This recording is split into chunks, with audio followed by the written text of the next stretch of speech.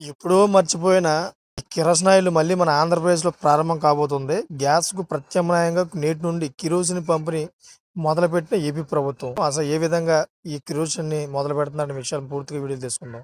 Friends, Iran, Israel, America మధ్య కొనసాగుతున్న యుద్ధం కారణంగా పశ్చిమ దేశాలలో చెలరేగుతున్న ఉద్రిక్తల నేపథ్యంలో దేశంలో గ్యాస్ కొరత ఏర్పడింది. అయితే ఈ గ్యాస్ కొరతను అధిగమించడానికి కేంద్ర, రాష్ట్ర ప్రభుత్వాలు ప్రత్యామ్నాయ ఏర్పాట్లను చేస్తున్నాయి.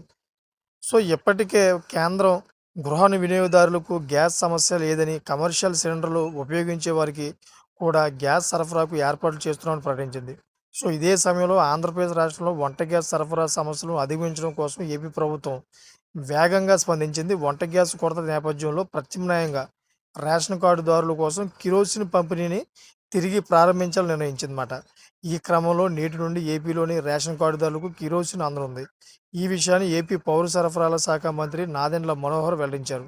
సో, హార్మూజు జలసంధిలోని అంతర్జాతీయ ఉద్రిక్తల వల్ల గ్యాస్ నౌకల రాక ఆలస్యమవుతున్న క్రమంలో ఈ నిర్ణయం తీసుకున్నారు. ఈ నెల 21న విశాఖకు రావాల్సిన నౌక 26కు వాయిదా పడింది. సో, దీంతో ప్రజలకు గ్యాస్ కొరత ఇబ్బంది కలగకూడదని, గ్యాస్ కొరతను నివారించేందుకు కేంద్రం 2800 కిలో లీటర్లు కిరోసిన్ రాష్ట్రానికి కేటాయించిందన్నమాట.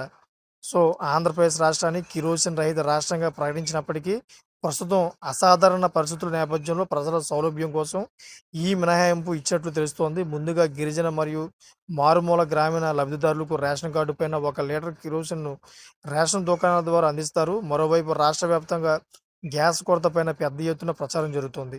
సో, చూసారా, ఇటువంటి లేటెస్ట్ ఇన్ఫర్మేషన్ కోసం ఛానల్ సబ్స్క్రైబ్ చేసుకోండి. చాలామంది చూస్తున్నారు కానీ సబ్స్క్రైబ్ చేసుకోవట్లేదు. దయచేసి సపోర్ట్ చేసి సబ్స్క్రైబ్ చేసుకుంటారని కోరుకుంటున్నాను. Thanks for watching friends.